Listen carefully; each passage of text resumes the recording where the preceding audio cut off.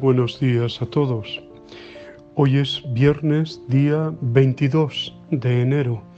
Estamos en la segunda semana del tiempo ordinario, dentro del octavario de oración por la unidad de los cristianos, y este día 22 de enero es la fiesta de San Vicente, diácono y mártir. Como todos los viernes, tiene ese carácter de penitencial, día en que miramos especialmente a la cruz de Cristo y viendo la cruz de Cristo vemos el amor más grande, el amor que nos tiene el Señor a cada uno de nosotros que debe también llevar la cruz. A Vicente le vino esa cruz en la persecución, pero no solo en eso, también en muchas dificultades, en la predicación, en la palabra, en tantas oportunidades como tuvo de dar testimonio de Dios y no se arrugó, sino todo lo contrario. Lo hizo con verdadera valentía y por eso es ejemplo para nuestra vida. Vamos al Evangelio de hoy, que es Marcos 3, 13 al 19. Nos cuenta este Evangelio la elección de los 12 apóstoles. Hasta ahora los discípulos, los apóstoles que conocíamos del Señor, apenas eran 5, ¿no? Andrés, Juan, Pedro, o Simón, también a Leví. Y ahora Marcos, ya digo, nos cuenta la elección de los 12. Eligió a 12 para que fueran sus compañeros y estuvieran con él, y para enviarlos a predicar.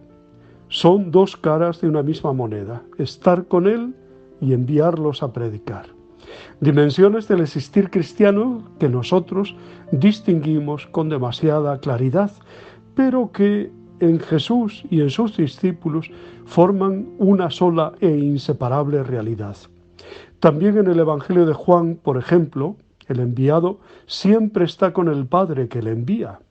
La misión es más que el trabajo, aunque no cabe duda de que lo incluye, y a veces realmente agotador. La misión es experiencia espiritual que además pide ser compartida. Estamos con Él siendo enviados y somos enviados sin dejar de estar nunca con Él, sin dejar de permanecer en Él, ¿no? De lo contrario, nuestra labor apostólica sería infecunda y estéril, porque en lugar de predicar a Dios, nos predicaríamos a nosotros mismos, y eso no tiene ningún sentido. Lo importante es que yo desaparezca y Cristo crezca siempre. Por una parte está la multitud que oye con gusto la predicación de Jesús y se aprovecha de sus milagros. Por otra, los discípulos que creen en Él y le van reconociendo como el Mesías esperado. Ahora finalmente Él elige a 12 que a partir de ahora le seguirán y estarán con Él en todas partes. Apóstol en griego significa enviado. Estos 12 van a convivir con Él y los enviará luego a predicar la buena noticia con poder para expulsar demonios como ha hecho Él. O sea, van a compartir su misión mesiánica y serán la base de la comunidad eclesial para todos los siglos. El número de 12 no es casual, es evidentemente su simbolismo que apunta a las 12 tribus de Israel. La Iglesia va a ser desde ahora el nuevo Israel, unificado en torno a Cristo Jesús. Llamó a los que Él quiso. Esta es siempre una frase que a mí me conmueve, ¿no? ¿Por qué me eligió el Señor? ¿Por qué me llamó? Porque quiso. Es una elección gratuita. También a nosotros nos ha elegido gratuitamente para la fe cristiana o para la vocación religiosa o, como en mi caso, para el ministerio sacerdotal. En línea con esa lista de los 12 estamos también nosotros. No somos sucesores de los apóstoles como los obispos, pero sí miembros de una comunidad que forma la Iglesia apostólica.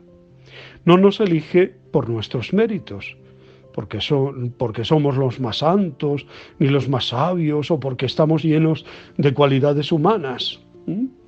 Probablemente también entre nosotros hay personas débiles, como en aquellos primeros 12.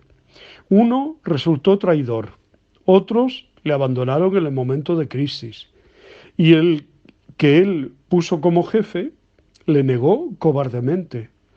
Nosotros seguro que también tenemos momentos de debilidad, de cobardía o hasta de traición, pero siempre deberíamos confiar en su perdón y renovar nuestra entrega y nuestro seguimiento, aprovechando todos los medios que Él nos da para ir madurando en nuestra fe y en nuestra vida cristiana. Como los 12 que se fueron con Él y los envió a predicar, estar con Él y enviar a predicar, ser apóstol.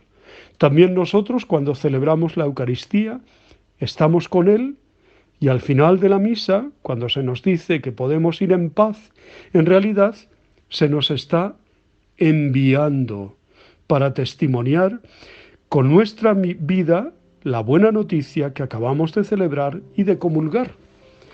Antes eso se decía en latín, ite missa es, que quiere decir, la celebración ha concluido aquí, pero ahora partes a la misión. La palabra misa procede de aquí, de envío, de misión. Hacer Eucaristía todo el día, toda la vida, y que la Eucaristía se prolongue también en nuestras acciones, en nuestras palabras, en nuestros hechos. Decía que hoy la Iglesia celebra la memoria de San Vicente mártir, Vicente de Huesca, Vicente de Zaragoza, Vicente de Valencia.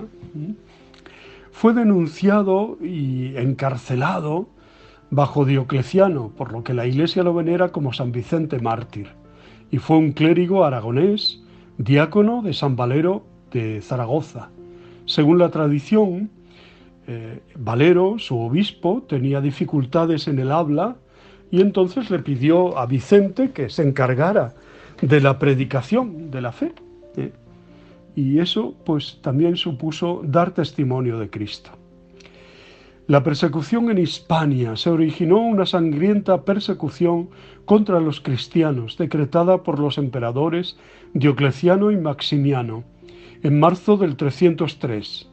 Se publica el primer edicto imperial en este sentido, que llevó a cabo el prefecto Publio Daciano, quien vino de Roma y permaneció en la península ibérica 2 años, ensañándose con fanatismo y crueldad con la población cristiana.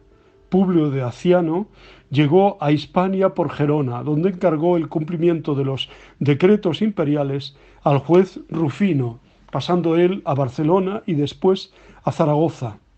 Valero y Vicente fueron prendidos en el año 303 por orden del prefecto Publio Daciano y trasladados a Valencia. Valero fue condenado al destierro y Vicente sufrió el martirio. Su muerte se produjo en fecha imprecisa. La tradición le asigna el 22 de enero, en el año 304 o quizá 5. De acuerdo a la leyenda, convirtió antes de morir a su verdugo. El cuerpo de Vicente fue trasladado en el mismo siglo de su martirio a una basílica existente fuera de los muros de la ciudad junto al arrabal cristiano, conocida como San Vicente de la Roqueta, que mantuvo el culto durante toda la época islámica, estando documentados distintos propietarios cristianos como el monasterio de San Juan de la Peña o Poblet, siendo el culto que se le dedicaba en época de la dominación musulmana una de las pruebas más precisas de la existencia de una abundante población mozárabe cristiana.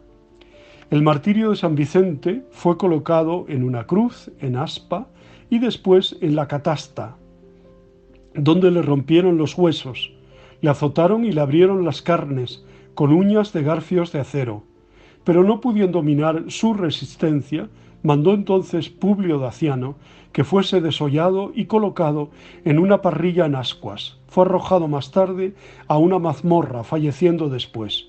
Su cuerpo fue abandonado en un basurero, donde fue defendido por un cuervo frente a la amenaza de un lobo. Otra versión más difundida relata que el cuerpo se arrojó al río Turia en un pellejo con una piedra de molino, pero fue devuelto a la orilla, recibiendo sepultura a las afueras de Valencia, trasladándose más tarde a Lisboa, en cuya catedral reposan sus restos.